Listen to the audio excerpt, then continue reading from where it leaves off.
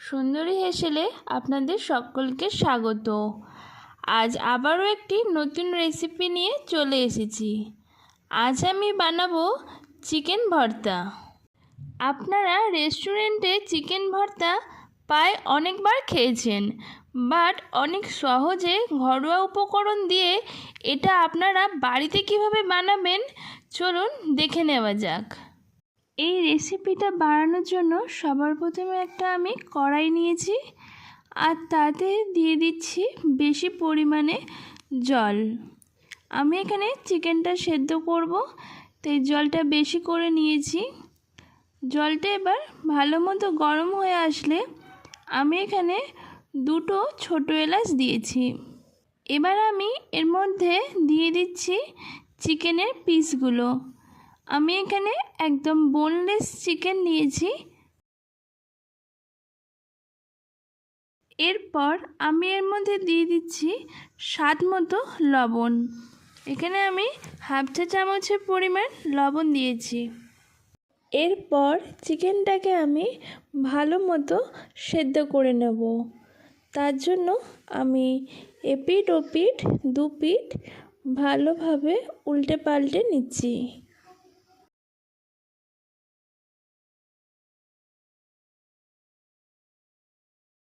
চিকেনটা ভালো মতো সেদ্ধ করতে 10 থেকে 12 মিনিটের মতো আমার সময় লেগেছে।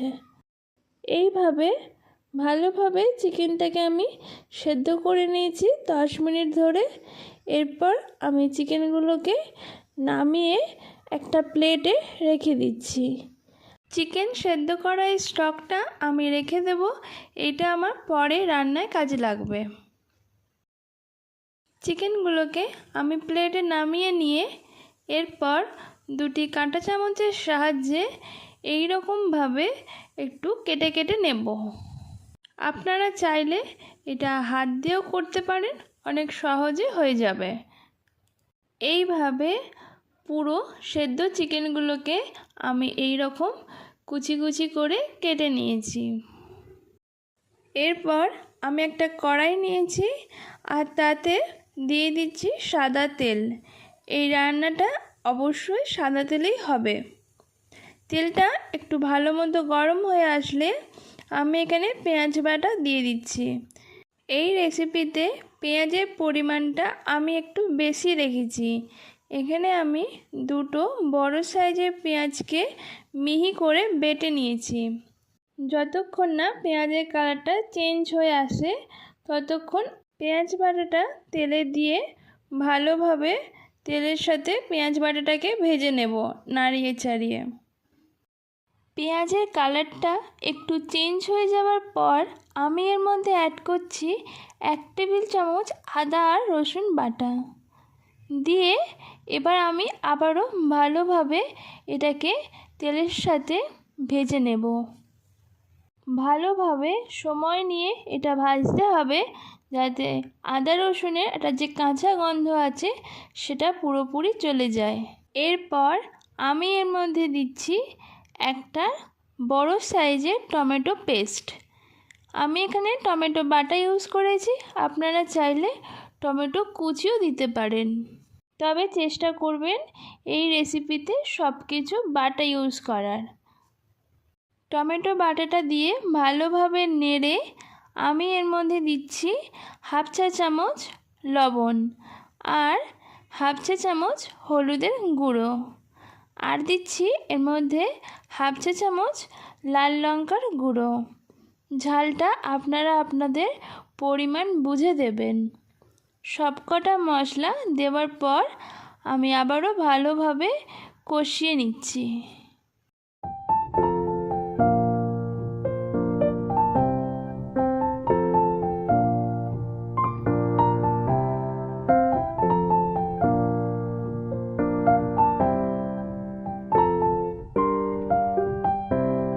এরপর আমি এর মধ্যে দিচ্ছি হাফ চা চামচ জিরের গুঁড়ো, আর অ্যাড করছি হাফ চা চামচ ধনের গুঁড়ো। ভালো কালার আসার জন্য আমি এখানে 1 চা চামচ পরিমাণ কাশ্মীরি লাল লঙ্কার গুঁড়ো অ্যাড করলাম। এটা অপশনাল, আপনারা চাইলে নাও দিতে পারেন। দিয়ে সমস্ত মশলাটাকে ভালোভাবে আমি নাড়িয়ে চাড়িয়ে কষিয়ে নিচ্ছি। মশলাটা আপনাদেরকে খুব ভালোভাবে কষিয়ে নিতে হবে। মশলাটা যাতে পুড়ে না যায় তার জন্য আমি এখানে কিছুটা পরিমাণে আগে থেকে যে চিকেন সেদ্ধ করার জলটা ছিল সেটা আমি দিলাম। আমি এখানে প্লেন জল ইউজ করব না, পুরো রান্নাটাই আমি করব চিকেন সেদ্ধ করা স্টকটা দিয়ে। কিছুটা স্টক দিয়ে আমি ভালোভাবে মশলাটাকে কষিয়ে নিচ্ছি। এরপর আমি এর মধ্যে দিচ্ছি 1 চামচ কাঁচা লঙ্কা কুচি। আমি ঝালটা কম খাই, তাই ঝালটা পরিমাণে আমি কম রেখেছি। দিয়ে সবটা আবারও ভালোভাবে আমি কষিয়ে নিচ্ছি। দেখুন মশলা থেকে কত সুন্দর তেল ছেড়ে দিয়েছে আর কালারটাও চেঞ্জ হয়ে গেছে। এই পর্যায়ে আমি এখানে দিয়ে দিলাম টক দই। আমি আগে থেকে টক দইটা ভালোভাবে ফেটিয়ে রেখেছিলাম। টক দইটা দিয়ে অনবরত এই টাইমটা নেড়ে যেতে হবে, যাতে করে টক দইটা কেটে না যায়। দেখুন আমি খুব ভালোভাবে মশলাটাকে কষাচ্ছি নাড়িয়ে চাড়িয়ে।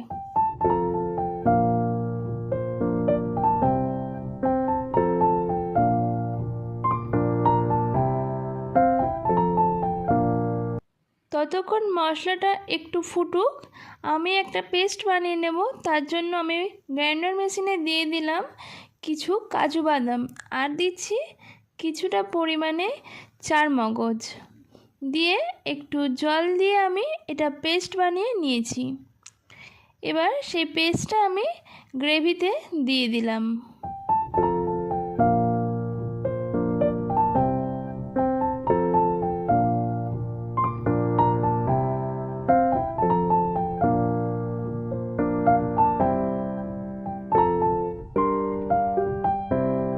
দেখুন গ্রেভির টেক্সচারটা কতটা সুন্দর এসেছে।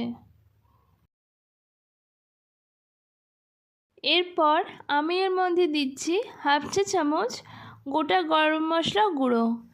দিয়ে সবটা আবারও ভালোভাবে আমি নাড়িয়ে চাড়িয়ে মিশিয়ে নিচ্ছি।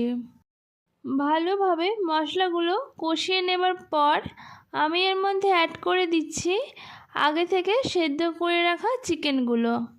এরপর মশলাগুলোর সাথে চিকেনগুলোকে ভালোভাবে আমি নাড়িয়ে চাড়িয়ে মিশিয়ে নিচ্ছি।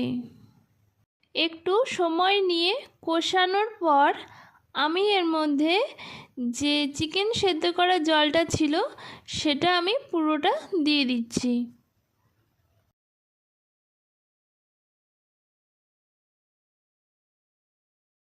আমি সবটা ভালোভাবে মিশিয়ে নিচ্ছি।